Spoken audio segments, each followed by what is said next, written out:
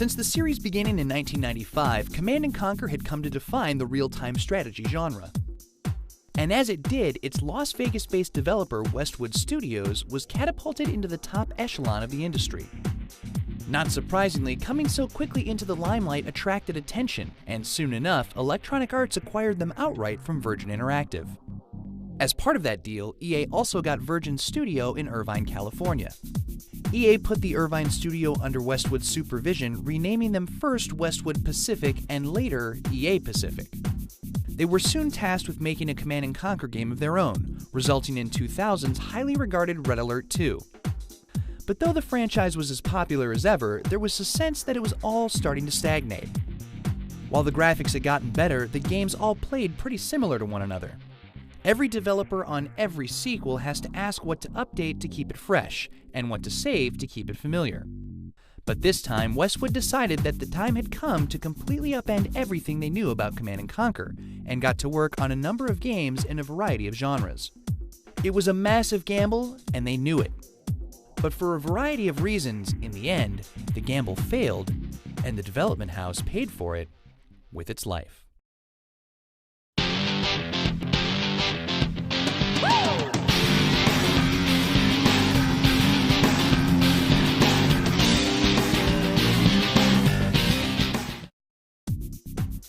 1997's Command & Conquer: Sole Survivor had been an experiment to see if gamers were interested in playing as a single unit in the CNC universe. And the answer had been no. But Westwood didn't give up on the idea. They knew that the world they had created with its factions, heroes, and villains was as much a part of the appeal as the gameplay itself. The ability to play as one soldier making a dramatic impact on the story could be a huge draw if they could only nail down the format. By the early 2000s, it was obvious what the new biggest name in gaming was: first-person shooters.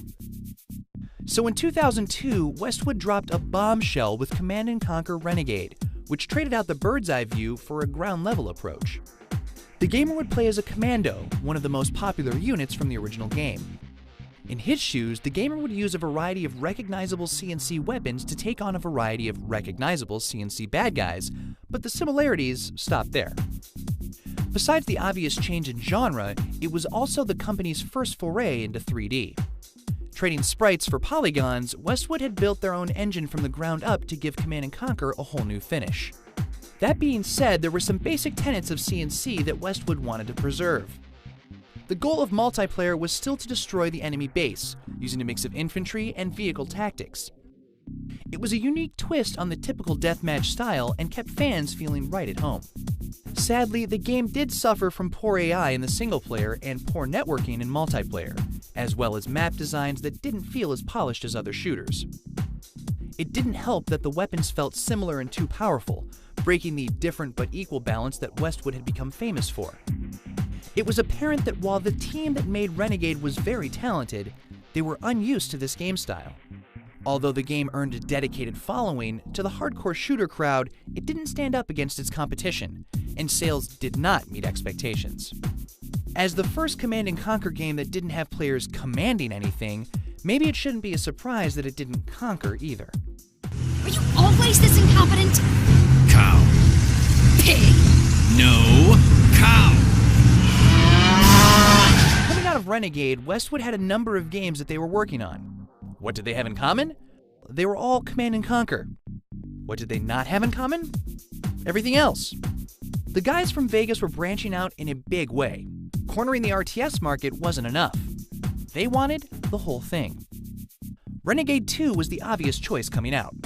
They had learned a lot from Renegade and thought that they could make a sequel that would blow away their earlier endeavor. Sadly, they had barely gotten into pre-production before they received their first wake-up call. They weren't an independent studio anymore. EA had not been impressed by Renegade's performance and did not see the reason in investing more money into the FPS series. Right at this time, Swedish developer DICE was putting the finishing touches on Battlefield 1942, and EA wanted to throw its weight behind that title. And so, the Renegade went AWOL. Fortunately, Westwood hadn't forgotten about their RTS roots. They already had another team working on their next strategy masterpiece, Command & Conquer 3: Tiberium Incursion. But once again, only shortly into pre-production, they ceased working on it. This time, it wasn't because external forces didn't let them. This time, they chose to put it on hold to work on their biggest, craziest gamble yet. A massively multiplayer online role-playing game based on their real-time strategy franchise. Command & Conquer Continuum was another venture into the single-character space, jumping onto another genre that Westwood felt was beginning to take off. The team had a lot of great ideas for how to really push MMOs forward, including what would come to be known as an instance. Now a genre staple, at the time, it didn't even exist. Westwood felt like they were onto something magical with Continuum.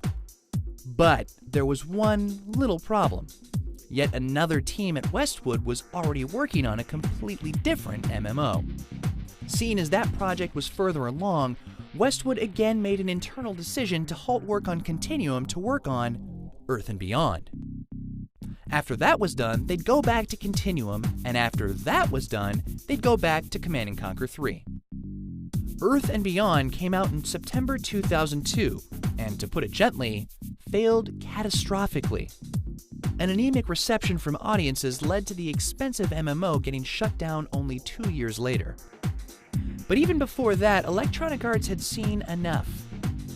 After Renegade's poor sales, Earth and Beyond's terrible sales, and the fact that Westwood had yet another costly MMO in the pipeline, EA decided to pull the plug. At the time, they owned 3 big studios in the southwestern United States: Westwood in Las Vegas, EA Pacific in Irvine, and the former DreamWorks Interactive team in Los Angeles. In January 2003, EA announced that it would be shutting down all 3 studios, but merging key staff from all of them into a single massive studio in LA. Many from Westwood were invited to join the new venture. Many were not. Many of those invited to move to LA accepted. Many did not. It was a devastating blow for a company that had been together for 20 years, during which time they'd invented a genre and then owned it. While most of that team would reassemble to form Petroglyph Games in their own Las Vegas, in the meantime, the newly minted EA Los Angeles already had a Command & Conquer ready to hit the shelves. And it was a complete break from everything that had come before. Tune in next time to see Command & Conquer Reborn.